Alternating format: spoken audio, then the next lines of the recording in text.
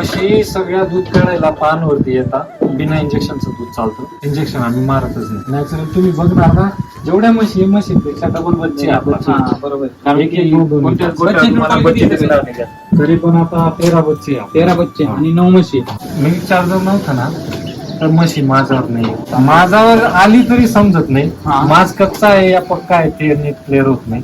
बरोबर. आज सोड पडला तर मी 2 दिवसामध्ये फुल हिट होणार. आणि मग आपल्याला मिल्क चार्जर नॅचरल हिटचा प्रश्न कसा आहे, नॅचरल हिट वर आली बरोबर उतरता माझला म्हैस लावून देतो. डॉक्टरचं तसं नाही. जर आपण मिल्क चार्जर बंद केलं, म्हैस जर मुक्या माझ्यावर राहिली, डॉक्टर येऊन जाईल त्याला सांगितलं मी म्हैस भरून येईल आणि सिमन लावून देईल. बरोबर आहे. तिची कंडिशन नेमकी कशी आहे, हिट वर आहे या फुल हिट वर लावली तर म्हैस राहत नाही. बरोबर. उलटते ते असा प्रॉब्लेम. मग नुकसान होतं. मिल्क चार्जर आम्ही चालू केलं ना, डॉक्टर लागत. डॉक्टर का लागायचा, सिमनला. तुमच्याकडे किती महिने झाला सुका चारा आहे? करीबन आता 5-6 महिन्यापासून दोघी वेळेस कोरडा चालू झाला. 6 महिन्यापासून कोरडा चारा आहे. कोरडा चालू आहे.